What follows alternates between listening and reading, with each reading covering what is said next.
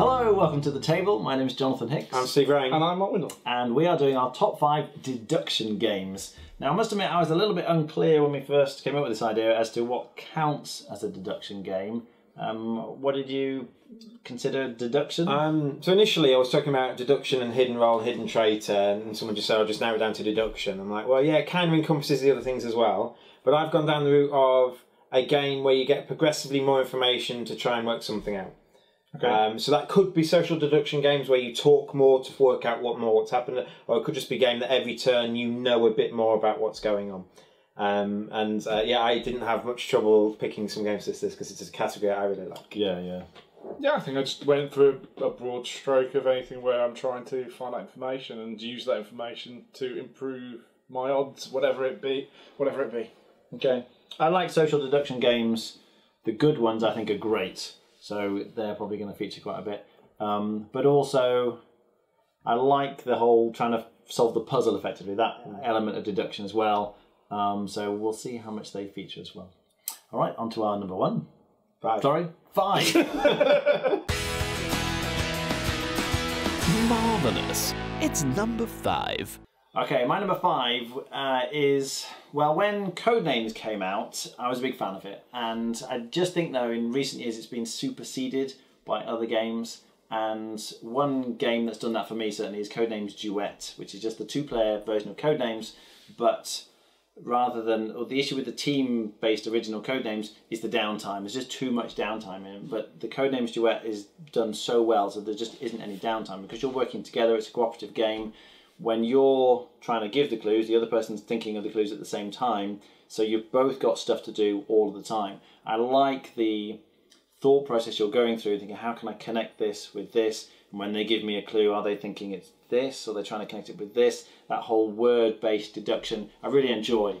And I think in that, for the Codenames sort of family of games, I think Codenames Duet does it the best. It's one of my top games. The more I play it, the better. You know, the more I like it, the more I play it. I think the English language is so great for double meanings and you know, words meaning 2 things, and try and get your partners to think of those 2 things. The fact it comes with a campaign mode as well. I'm not sure if you've started a campaign mode, but I've started, but I haven't got very far. I keep losing. But that's just great. It gives you an aim to keep playing, and I can sit there with often non-gamers and play this for hours. Literally hours and hours and hours. I think the amazing thing about the duet version, because the base one, is because you're working with a partner who, as you say, you often regularly playing it. You're both getting better at it. You're both improving. You're improving your language skills as well, but you're also getting deeper understandings of words of the people. And I think the fact that you can evolve with the game in such a way, because it's designed for 2 people, it works really well. I think I thought you get to know how other people think as well. So playing this with someone where you suddenly click and you're on the same wavelength. And I know he would have said this if you meant that, and he didn't say that. So my last guess has got to be this one, because if that was the case, he'd struggle to connect it with anything else on the board. It's just fantastic, and that's the deduction behind it. Necessarily, kind of saying, you know, he wouldn't do this if he did that. That's great. So my number 5 is a game I haven't a chance to play as much as I'd like to play, and that is a game that you can only play with 4 players, and that's a game called Witness. So Witness is those logic problems you used to get in the newspapers, and it's like, you know, Mr. Brown has a red briefcase and he passed Mr. Orange on the way to the supermarket who had a blue briefcase, and all that sort of stuff. And in the logic problems, you've got all that information, you're trying to solve out what happened, and you try to solve everything. In Witness, you have a quarter of the information, and you're sitting in clockwise circle, and you have 4 rounds. So the first round, I will be telling Jonathan, this is what I know, and he will not, all he can do is say, please repeat that. That's all he can do. He can't, really? You saw only one of those? You know, he can't question me anything. I have to be able to relay it. And then Jonathan will tell Mark on the second round, and someone will tell me what some people had said. And what will happen invariably is you're like, I'll tell Jonathan this happened, and then someone else will say, yeah, this and this and this, and there was a number 3 in the mirror. Oh, God, there is a number. Oh, I forgot to pass that on last time. It's not going to get all the way around the table to the person who's just told me. You're like, oh, no. So you've got to be really careful about what you pass on, and every time someone tells you something, what they're telling you means, well, well, if they're telling about this, that means I think I need to tell Jonathan about this, which I forgot to tell him last time, and so on. And you've got to invariably remember more information as it's going round, because Jonathan can never pass it back to me. It's always going clockwise down the table. And at the very end, you get some questions. Effectively, scores out of 9 or something. Yeah. The question says, who rode the motorbike? Who had long blonde hair? And so on. And then invariably, the question you don't know the answer to is, who lost his shoe? And like, what? No one said anything about a shoe. It's because it hasn't got round to you, because people didn't realise they needed to pass that information on. I do really enjoy it. It feels like one of those sort of crime detective programs where you're trying to work out who done it effectively by piecing together different bits of information. And it works well because at the start it's very straightforward. You have a very limited amount of information. As you say, you just know one quarter. And you start passing things on. It's like, okay, I can factor that into what I've got. But then as it goes on and on, it's like, oh, crumbs, I've got more and more, and I need to keep passing it all on. And don't get this wrong. Was he left-handed or right-handed? I can't remember.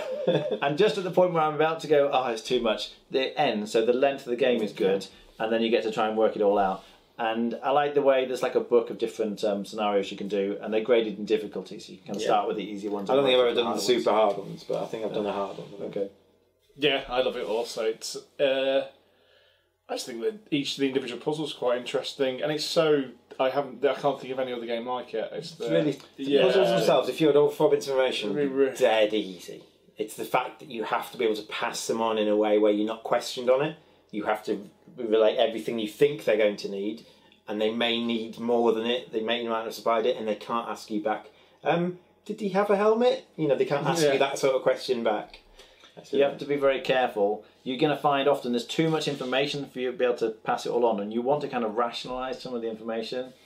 But the person in the boat was left-handed, and later on you find the person in the boat had a hat. It's like, okay, there's a left-handed person with a hat in the boat. You just want to say that, but sometimes you can make a mistake with the rationalising, and you realise after you said, oh no, but there was this other option I didn't consider, and oh no, they've got that information and they're running with it. And it's going to go all the way around the table to pass it on. At the end of it, you can often have a laugh of how you know that you've started this. It's like Chinese whispers. I said something that passed on and passed on and passed on. I think it's great. I just wish I had a copy. It's just not been printed for quite a while. So. Okay. My number 5 is a small-ish worker placement game that's a bit crazy called Code of Nine. Which is a nice different... It's not the greatest worker placement game of all time, but it doesn't really matter because it's essentially a resource collection. The deduction in this game is the fact that every player has 2 scoring conditions out of about 50. And you get 2 of your own, everybody else has 2 of their own as well. And there are places on the board that let you to look at other players' scoring cards. But part of the deduction, it's just you're never going to be able to look at everybody's scoring card, not even remotely close. So what the deduction in this game is looking at what everybody else is doing and trying to work out whether they are doing the right thing. Because you might also have a card that screws up what their right thing is. So they're going to be looking at you, realising that you're looking at them, but you're not doing what they're doing. And the deduction is finding out how you're going to win the game. And because it's a nice... You can play in 30, 40 minutes as a quick worker placement game. It's the deduction of what other players are doing, their actions on the board. It has to be a light workplace game because you need to be able to... If somebody's getting a lot of this resource, you're pretty certain it's going to be scored. So if it had too much going on to complicate that, it'd be too hard to really work it out. So the fact that it's pure and simple just like that works for me really well. I find it fun, different and intriguing. And throughout the game you've got a list of all the different potential goals in the game and what they may be and what numbers are, all that. It's quite nice. There are some really interesting ones as well, aren't there? This one scores this for that, unless this one's in play. Yeah, and then you get minus 20 or something. It's like Argent the Consortium. I was going to say that. Is it the same people? No, it isn't. Okay, which is a heavy Euro essentially, with that similar deduction in there. But this is a much more streamlined, simplified version. You've got your own scoring goals in Argent. They're all in the middle, face down. You've got to spend part of the game looking at what they may be. I consider putting Argent, but I think this is pure as far as deduction goes. That's why I still... Also in Argent, in theory, you could actually look at every single card if you really want to. While in this game, it is impossible. You must deduce. Yeah, no, it's really nice. Someone's stockpiling this kind of results. You're like, oh, and it's short. It's a 30 to 40 minute worker placement game. It just takes rounds. So the game is looking at the players, not the worker placement bit of it. Well, I never. It's number 4. So my number 4, in fact the rest of the games from here on in are quite heavy in the deduction side of it. They're basically almost pure deduction from here on in. And the next one is a game where, like I say, you're trying to, I felt deduction is you kind of gather more information every turn. And this one you gather more information every loop. And in fact, you get to the point in the game where you die, and that's Tragedy Looper. And Tragedy Looper, you've got a set number of runs through, and effectively every time you fail to complete the mission or fail to stop the deaths or whatever it might be, you reset the game. And what you're trying to do every time you go through is not let the game be in the same state on the same day so that you can't die the same way you did last time. And every time you go through the game against the evil villain, which is usually Mark in this case, you are trying to narrow down the potential overall scenario that Mark can have.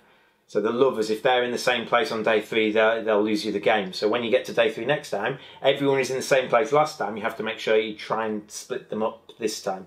And as long as both sides kind of don't make a mistake, don't kind of miss-spot something early on and make something too easy, it becomes a real, not necessarily a cat and mouse game, but a real close tactical game. That often comes to the point where if you had one more day you'd win, or if they had one fewer day in this particular loop they'd win, and things like that. It's nice because it's one of those, in an ideal world you'd be like, okay, this lost us the game, so let's just repeat exactly the same thing and change one thing, and then we'll know whether or not it was that thing, and then repeat again and change this other one thing. But you don't have time. You don't have anywhere near enough time to do that. So it's like, quick, let's change everything and just hope we don't die. But then you end up dying some other way. And then you've got to think, oh, okay, something else happened. What's the things in common? And he doesn't tell you why you've died. He just goes, you've just died. Why? What's? And you've got to look at the board and think, it could be because these two together, he's by himself or whatever. And you've got to, right, okay, so it could still be this one, it could still be this one. And if Mark's done the right thing, he leaves the options open for you. And you've kind of just got to, that's the final run through. Let's just hope it's this one, fingers crossed, stop him doing stuff. And even if you know which one he's doing, he can kind of, you play like ploy cards face down. I try and move this person here, and Mark says, I want to move this person back. So if he can predict what you're going to do, he can still stop you as well. Yeah, I love this game, partly because everything you all said. It's like, you say if in the optimum situation, you just make sure that doesn't happen. But the fact that you're playing against somebody who is generally playing to be evil against you, they're guessing of what you're going to do. You can play against that, and it makes it so much tougher than, because you could see in some ways something trying to simulate. I don't know. I guess because you wouldn't be able to work with the whole loop ends. But the fact you feel the human touch working against you all the way through the game, they go, why is he doing that over there? Did you not notice he keeps doing that? This could be a bluff. It was like, and that's the bit I like. The bluffing built with deduction makes it really, really good. It just frazzles your head though. I don't know. I've never played it on the other side. I'm sure it's just as difficult. It's frazzled my head. Even though I've played it quite a few times now, and frazzled your head the first time you played it. It's a real brain burner. It really is. And the only issue is, of course, if someone does make a mistake, which I guess is common to many deduction games, is that you can be screwed. It's not a mistake where you lose the game, but if you miss-spot something, if you don't realise, oh, we've lost because those two are together, and Mark goes, well, actually they weren't. You just misremembered what was happening. And he can sit there back going, well, brilliant, they're not onto my thing, they've already discounted my line, there's another half an hour of the game to go. And I know I'm going to win. Yeah, I suppose. My number 4 has already been mentioned by Steve. It's Witness, because for every reason that's already been said, it's just it's so easy to sit down and play. Certainly the easier ones. The problem is you can't obviously replay one unless you forget what you've already done. But you can just sit down and play one of the easy ones with most people, and they'll get what's going on because they know you're purposely trying to solve a puzzle, and it does feel like a cooperative game. It's just a cooperative game that you're also aware at any point you may mess up for everybody else. So there's a little bit of time. So you don't want to do that, but that adds to the pressure, which makes it fun. The filter that you've got over your own head to try and give good information rather than just throw everything at somebody, and then you've got to filter all the information that's come in. You generally can't fail. Yeah. You score yourself out of 9 at the end, and even if you do really well, someone's misremembered something and scores 8 out of 9 or 7 out of 9. But often you're just kind of getting like half marks, and you think, oh, I wasn't told this, but I didn't realise I needed to be told that. It's very good. My number 4 is probably my favourite of the codename genre, as it's become, I think, which has only just come out, and that's called Decrypto, which is really hard to explain, I'm afraid. But essentially, you've got it's a team-based game, 2 teams, and each team's got 4 words, which works as their code book, which are attached to 4 numbers, like 1, 2, 3, 4.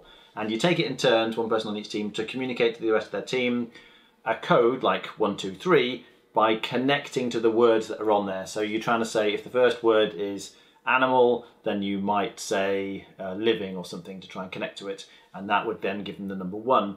So you keep passing these clues over, trying to convey the different numbers each time you draw a card with set numbers on.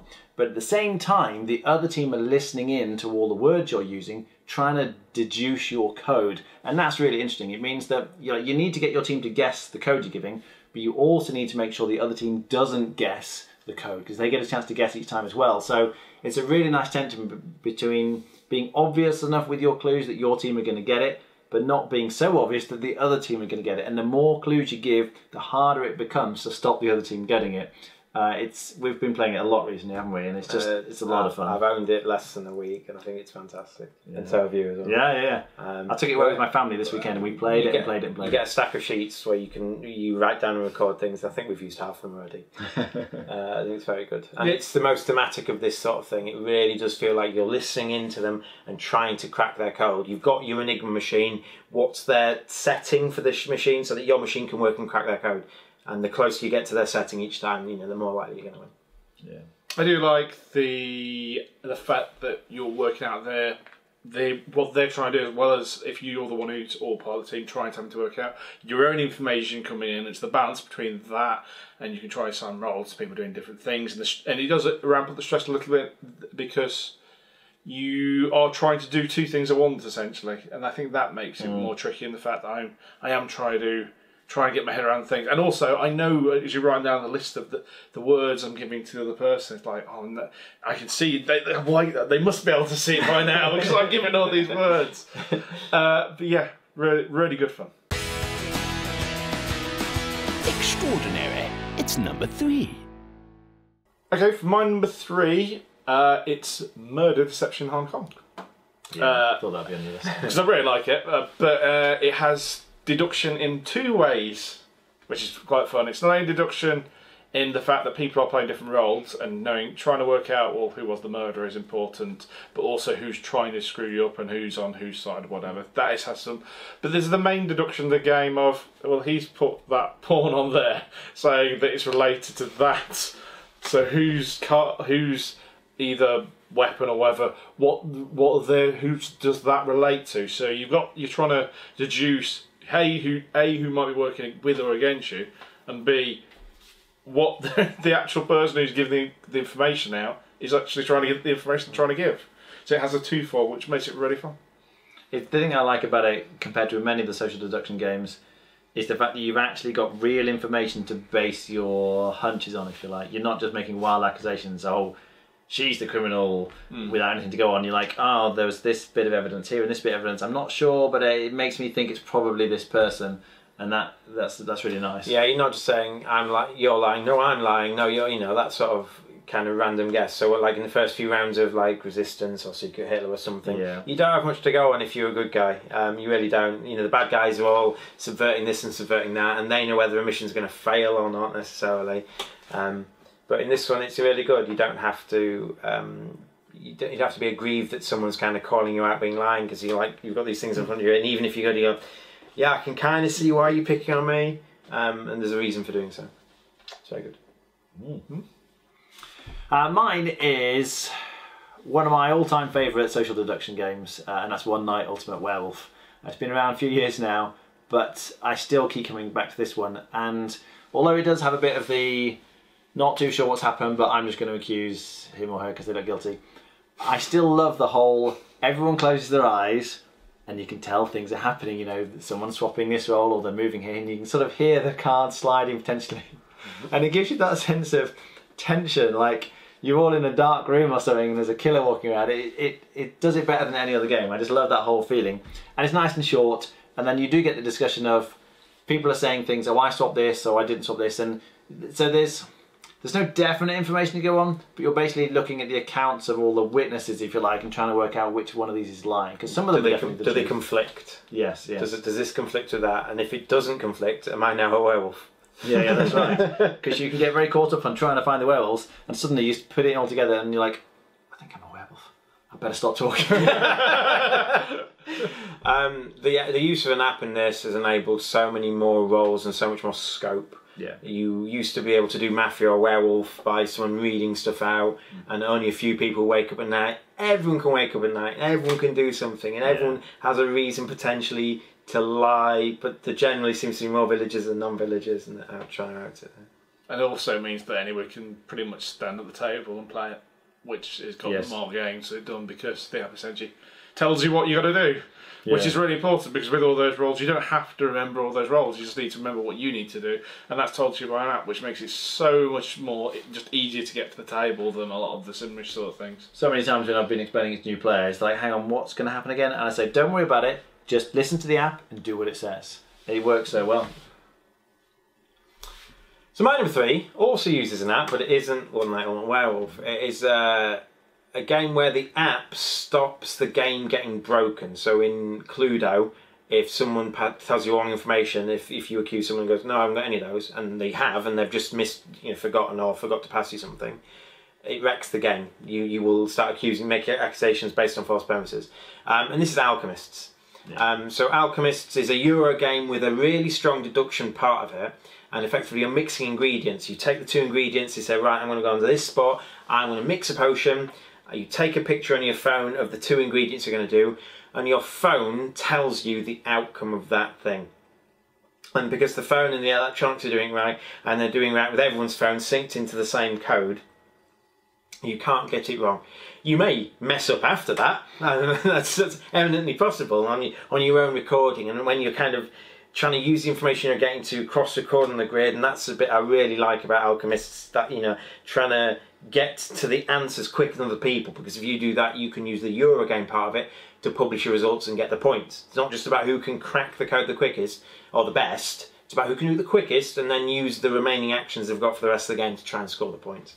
Not a massive fan of the game after the deduction, but the deduction's very strong. The fact that it was the first to use an app so you couldn't get it wrong was very good. Yeah, it's very clever. I think I actually prefer the worker placement part of the game, though. The deduction I think is fine, but I really like the worker placement around it. I think that's very strong. I think I prefer the deduction bit of it. The worker placement bit I just don't think has enough. I think it's been done before. I think it wouldn't be a very good game without that option. I think the worker placement of that, if you took away the deduction, I would rather play Dungeon Lords. I think Dungeon Lords has a very similar worker placement mechanism, and Argent the Consortium has a very similar thing where you've got 3 different tiers of actions. So in that regard, I think there are better games after the deduction, but the deduction makes this game for me.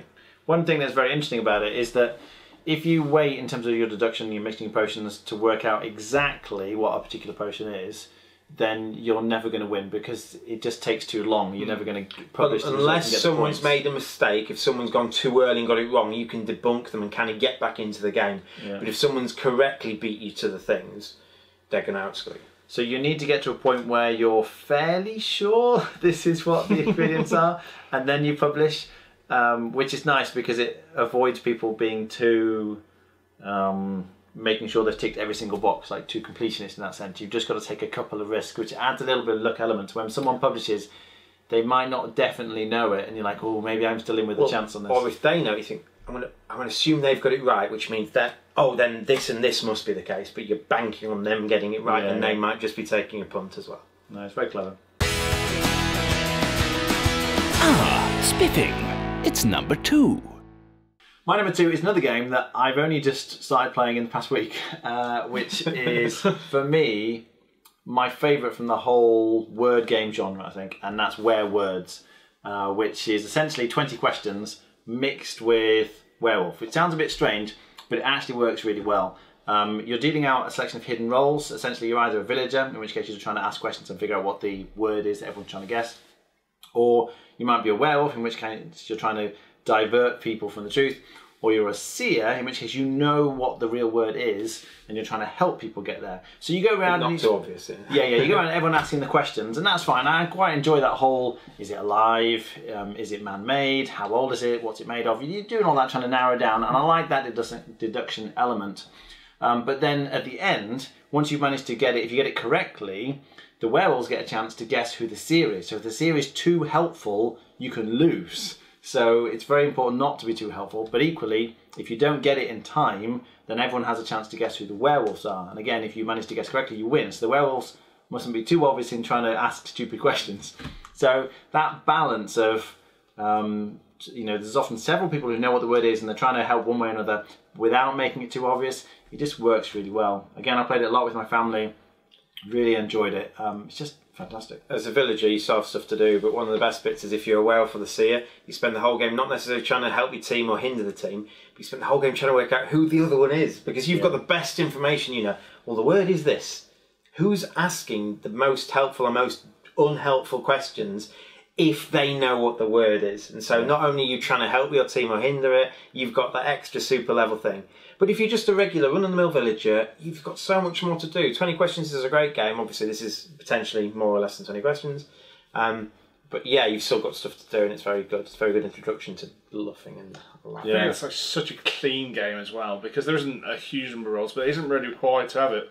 But it's got so much variation, the fact that, it's just a different word every time. And that throws the game wide open. It doesn't need... You're not picking the word either. It doesn't need tons to it. It just needs a different word every time. That's enough going on to make it interesting every time you play. I think it's fantastic. Again, I've not been playing it very long. It's shot right up there in ratings for me. I think it's very good. It's played with an app, and one of the nice things is that people have produced these custom word lists. So if you want to have a Star Wars themed word list or Harry Potter or something, you can just import these into the app and you just hit go. Movies, music. There's loads of different options for that, and it works really well. I guess that makes it nice and topical as well. If you want to play with, like I said, movies, you can play with people. You've got friends who like movies. That's how you do it. Code names words. Yeah. Pretty hard. With kids as well. There's kids lists, so it's very well done. Change the time. You can change the number of words you get to pick from when you pick your word. Yeah, loads of things you can do. It's great. So my number 2 has already been mentioned, and it is a game I've not been playing very long, and that is Decrypto. I don't think I can understate how great I think this game is. We were playing a game. Mark was playing it for one of the first times he's played it. And I got so emotionally involved. We got like 5 or 6 rounds into the game, and my teammate made what I consider a real big blunder. I'm like, how can you do that? You're overthinking it. Hot means heat. It clearly means heat. And he's like, no, hot must mean body. I was like, no! And so like 20 minutes in, and we got them. I'd given a set of clues. I confused them. We cracked their code. They just failed. And then my teammate let me down. It's just the tension behind it, and that the double geffen, and like giving a clue so that when next time it's your go, if you get the same number, you can give a different clue to mess them up. Kind of picking like a double meaning and then a different double meaning is great. Yeah, it was an interesting one that on earlier, I think after the first round. The person who did the clue with me, we had fruit and giant as 2 of the things. And so he gave the clue peach, which you'd assume fruit would be the... Yeah. But it wasn't, because he also gave the word fly, because it's fruit fly and giant peach in James the Giant Peach. Yeah. And that makes it a lot harder for the players. It threw us the whole game. We had a couple of times where we were trying to crack the code, and like, is it this way around or this way around? For the last 2 words we didn't know, and we invariably got it wrong because of that very first clue. It's just so good. It's such a good game. I think you should it's something out very long, but go and play it. My number 2 is, if you've seen a previous video, a genre that Steve doesn't like, but I really do, because it's Fury of Dracula, which is my favourite of the try and work out where the person is on the boards. I've played through most of them, whether it's Spectrops, Less than Whitechapel, whatever, but I think this one just has enough more going on to make it just a little bit more interesting.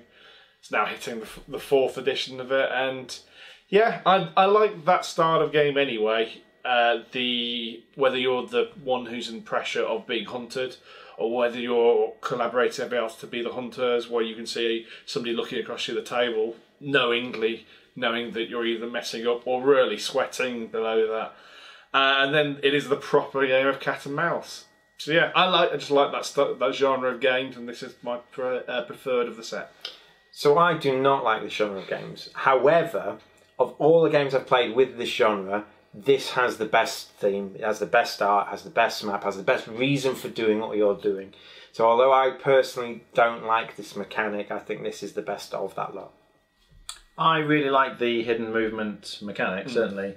I think, because one of the ones on my shortlist was actually Scotland Yard. I think I prefer that one to any of the more modern ones. But I mean, when it gets down to it, there's not a huge difference between them, essentially. One person's decided, they're secretly going into locations, and you're trying to close the net around them. And I think it's just great. That whole, well, if he went here, no, he might have doubled back. Perhaps we should cover this route. But you can never cover all the possible options. So there's a kind of certain amount of educated guessing as to where you think they've gone and what's the best way you can try and cut them off or pin them down. I love that logical deduction. It's really interesting with combining with a spatial element. You always know where they were 2 turns ago. By Jove, it's number 1. All right, now we're on to our number 1s. And we need a question. Steve, have you got a question for who goes first? Yeah, I used to have long hair. Last time I had a haircut was nearly 2 months ago. It was pretty short. When was your last haircut? Most recent goes first? 9 days ago. Mine was last week. So it was midweek. It was after that one. Off you go, Jonathan. Also, most recent first. Yeah. Okay. My number 1 will be no surprise to anybody. I was thinking about in terms of social deduction and more sort of deduction in terms of logical deduction. Generally, I prefer the social deduction games. But this one game just seems to defy all of my normal trends, and that's Hanabi. The one where you're holding your cards, everyone else can see your cards, and you're trying to work out what you've got. Essentially, you're giving clues to people and trying to work out. She's given me this clue. Does that mean I should be playing this card, or is she trying to save me to save this card? I mean, essentially, you're just trying to play the different cards out into the table. And even when you play with conventions, which I like to do, there's still plenty of times in the game someone gives a clue and you're thinking, oh, what do they really mean with that clue? And I love that element of deduction about it. And the fact that it's cooperative, you're all working together, and the fact that if you play with the same group of people, you keep getting better. I like the fact that you're kind of learning together as a group and improving your coordination, how much you understand the clues. But there's still always that moment. I've never had a game where we haven't been like, what does that clue mean? At some point in the game, so I just love it. Hanabi, best game in the world.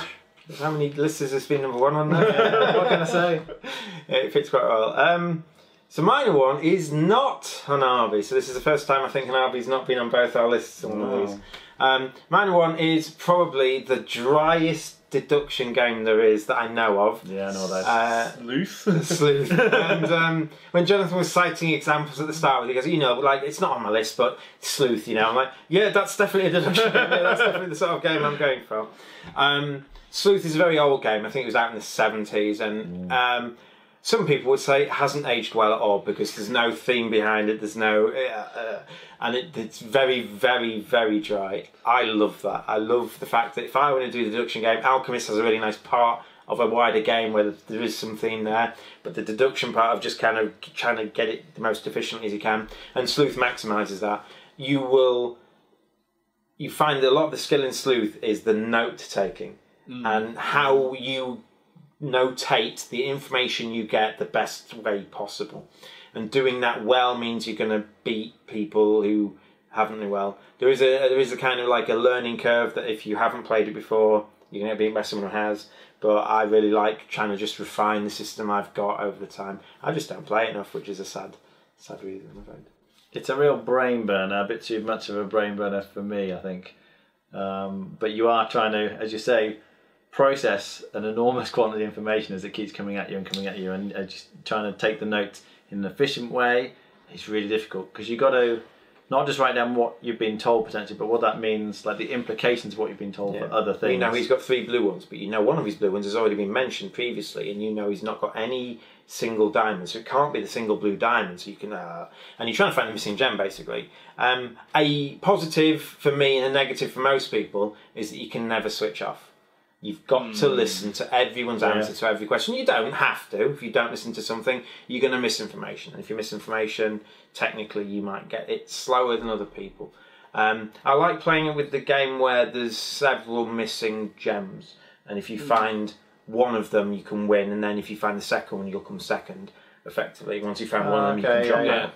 And I think that's a better way of doing it. If you just got one, you can actually have some quite quick games if you've just got one. So maybe if you have 2 or maybe even 3, you can still get the joy of Sleuth. But the best way of playing Sleuth is just have that one missing gem and be the first to win. I definitely enjoyed it when I played it. Though weirdly, it's probably one of the few games I've won by not doing anything.